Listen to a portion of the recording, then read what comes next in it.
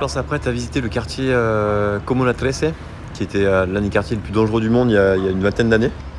Entre 2001 et 2003 c'était carrément une guérilla urbaine. Voilà, et depuis c'est devenu un quartier ultra touristique avec notamment énormément de street art. Il me reste 1% de batterie donc je suis pas sûr de pouvoir faire.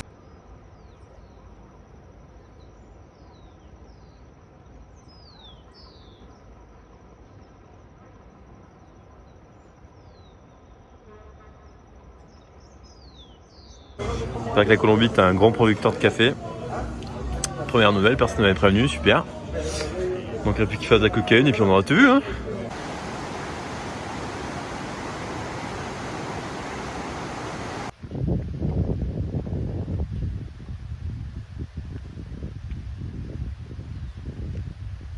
C'est beau.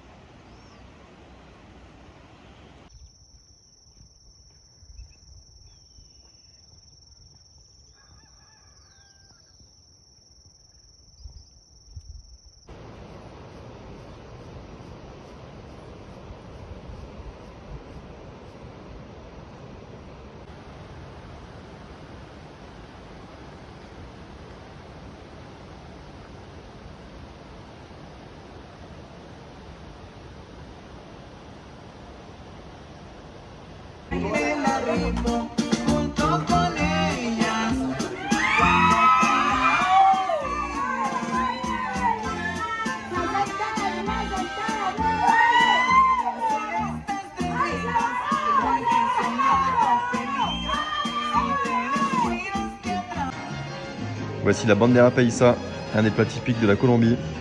Personnellement, j'adore. C'est assez complet en fait. Il y a une petite galette de maïs, une petite galette de plantain, un avocat, un œuf, un peu de viande, une petite saucisse, des haricots rouges. Un régal. Et voilà, ma petite Emma qui repart en France. Me voilà de nouveau en solo pour la suite de mon voyage. D'un côté je suis un peu triste et d'un côté je suis un peu méga excité de continuer tout seul. Ça va être cool. C'est tellement agréable la Colombie, c'est des petits cafés, les gens boivent des coups, ça raconte des conneries. C'est un peu le paradis quoi.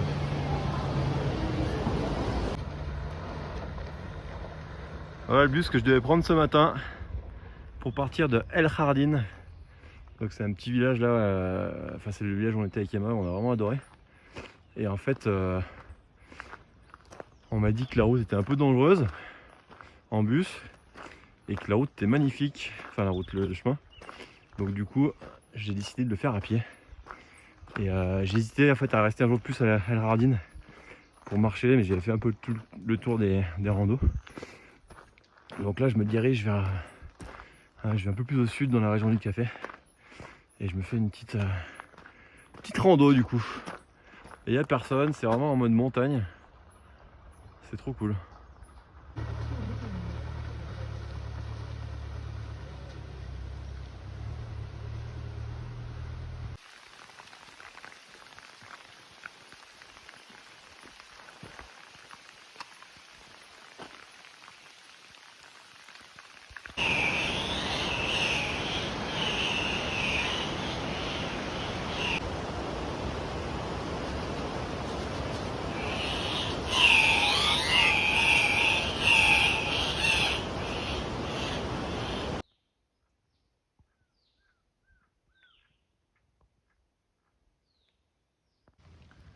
J'ai l'impression d'être en Haute-Loire des fois.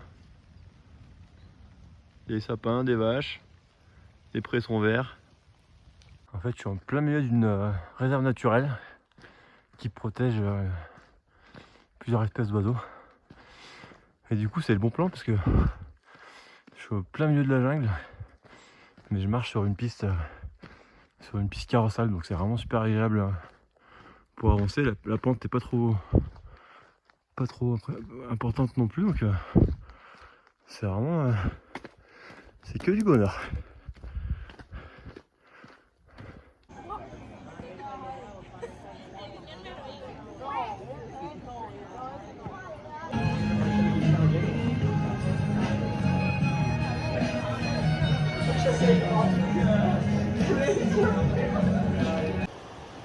Voici la vallée de Kokora, qui donc abrite les fameux palmiers de cire.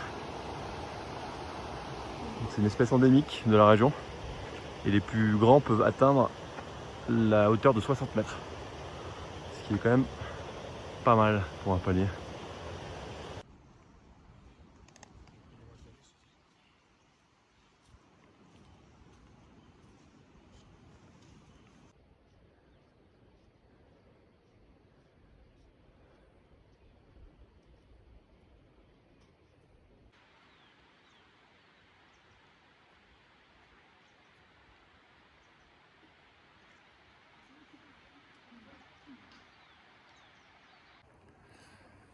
Alors il faut quand même que...